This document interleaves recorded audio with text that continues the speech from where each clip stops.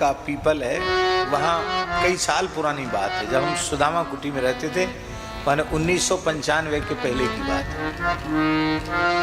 एक पागल के जैसे एक महानुभाव वहाँ पड़े रहते थे।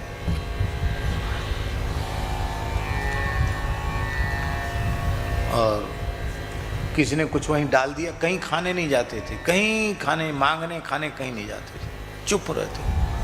वहीं किसी ने डाल दिया, उसी रज में ही ऐसी मिट्टी में धूल में डाल दिए, पूड़ी बर्फिया कोई चीज़ रोटी उसी में खा रहे हैं। सुअर आया उसी में से खा के चला गया, कुत्ता आया उसी में से खा के चला गया। और वो देखते नहीं कि सुअर खा के चला गया, कुत्ता खा के चला गया, उसी में खा लेते। मैले पुराने से कपड़े, नख इतने बड़े बड़े, क्यों नख कभी काटते नहीं, एकदम अवधूत की तरह।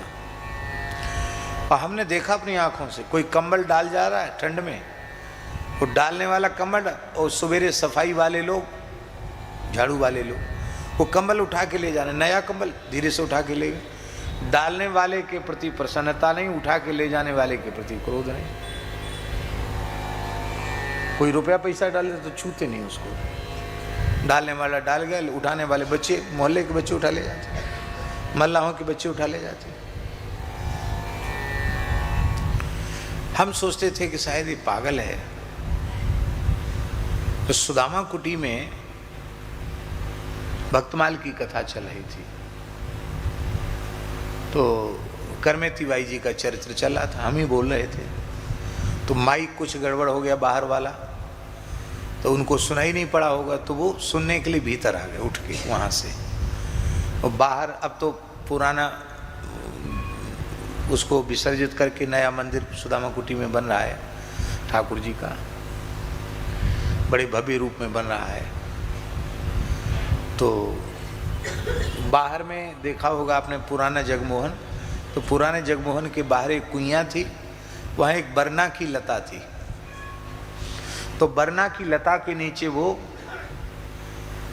बैठ गए, सुनने लगे। अब वो जाली, सींखचे वाली जाली से हमारी नज़र पड़ी, मगर ये तो कथा सुनने यहाँ बैठे हैं। इस वक्त कथा सुनने बैठे, इसका मतलब है कि ये पागल तो नहीं, कथा में पागल क्यों आने लग गया। हम देखा कथा प्रेम से सुन रहे थे,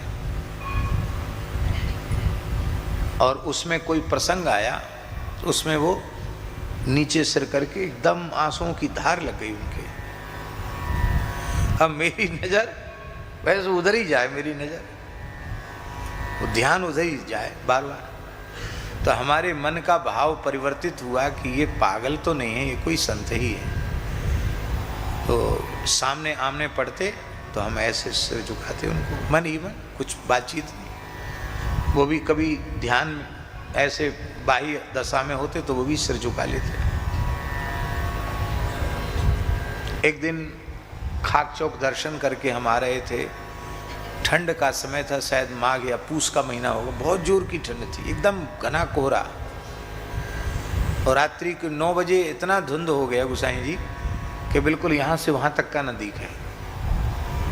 तो हम वहाँ खाक चौक से महाराज जी का दर्शन करके वहाँ से आए, तो मैंने देखा उसी पीपल के नीचे जहाँ आपका निवास है, उसी पीपल के नीचे वो ऐसे बैठे। तो हमने सोचा एकदम सुन्नसान है, वीरान है, अब इनसे बात करें। हम उनके पास बैठ गए जाकर, भैया सीताराम राधे श्याम, कुछ बोले नहीं। भैया सीताराम राधे श्याम, और देखा उस पहचान गए कि यही बाबा कथा सुनाता है। तो ऐसे सिर झुकाया, बोले कुछ नहीं, सिर झुकाया। हमने किया आप कहाँ से आए? तो बोले फर्रुखाबाद। क्या बोले? फर्रुखाबाद। हमने दूसरा प्रश्न उनसे किया कि किस जाति के हो? क्या हमारे मन में यह था कि गंधेर से रहते हैं, और सुअर भी उसी में खा रहा, कुत्ता भी खा के चला जा रहा, वो खुद भी खा ले रहे हैं, जमीन में रज में पड़ी हुई वस्तु। मैंने कहा किस जाति के हो? बोला कान्य कुब्ज ब्राह्मण। अरे मन में आया कि हाँ देखने में तो लगता भले घर का लड़का है। कान्य कुब्ज ब्राह्मण, अच्छा कि कुछ पढ़े लिखे हो? बोला MSc। क्या बोला? MSc पढ़ा। अब हम तो जानते नहीं MSc क्या होता है, लेकिन कोई ऊंची पढ़ाई होती है MSc। बोले MSc पढ़े हुए, पढ़ा हुआ भी। फिर मैंने पूछा कि आप इस तरह से क्यों रहते हैं? तो इतनी प्रश्न सुनकर रोने लग गया। बोला कन्हैया से मिलने के लिए। क्या कहा? कन्हैया से मिलने के लिए। साहब ने कहा कन्हैया मिल गए? बोले हाँ मिल गए। नित्य प्रति दरस श्याम श्यामा को नित्य यमुना जल पीतन। बोले कन्हैया मिल गए? बोले हाँ मिल गए। तो हमने फिर पूछा कैसे मिले? स्वप्न में मिले कि ध्यान में मिले कि प्रत्यक्ष मिले, कैसे मिले?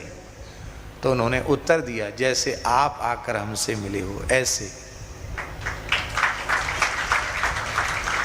फिर महाराज जी हमने फिर पूछा, एक बार मिले हैं? इतना सुनते ही वो बिलख बिलख कर रोने लगे और बोले नित्य दर्शन देते हैं, निरंतर दर्शन देते हैं। बस यही शब्द थे, नित्य दर्शन देते हैं, निरंतर दर्शन देते हैं। फूट फूट के रोने लगे एकदम बच्चे की तरह।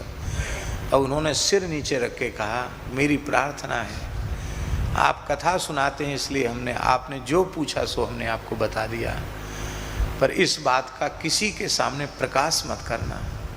हम बहुत सुख में हैं, बहुत आनंद में हैं, किसी के सामने आप इसकी चर्चा नहीं करना। हमने कहा आप विकल न हो, हम आपको वचन देते हैं जब तक आपका शरीर रहेगा तब तक हम किसी के भी सामने आपके संबंध में कोई चर्चा नहीं करेंगे।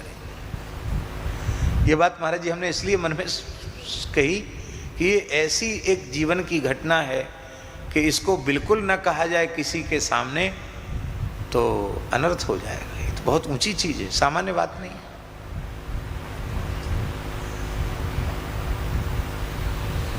और ऐसी इस घटना के बाद फिर हमारी कभी उनसे बातचीत नहीं हुई। इस घटना के साल 2 साल तक हम उनको देखते रहे वहीं पड़े हुए, और ऐसे ही पता नहीं बीमार पड़े क्या हुआ, खाना पीना उन्होंने छोड़ दिया, कुछ नहीं खाते पीते वहीं पड़े रहते, और उसी पीपल के नीचे पड़े पड़े उन्होंने अपने प्राण विसर्जित कर दिए। रात को पधार गए होंगे, सुबह उठा के जैसे लोग कचड़ा फेंक आते हैं ऐसे जमुना जी में विसर्जित कराए। शरीर में जिनकी अहमता ममता है उन्हीं के लिए बैकुंठी बनाओ, विमान बनाओ, बैंड बाजा बजाओ और अमुक करो तमुक करो, और जिनको श्री ठाकुर जी मिल गए, इस देह का प्रयोजन पूरा हो गया, उस देह को कोई फेंक दो, पड़ा रहने दो, जला दो, बहा दो, जो चाहो सो करो, नहीं तो ऐसे ही छोड़ दो।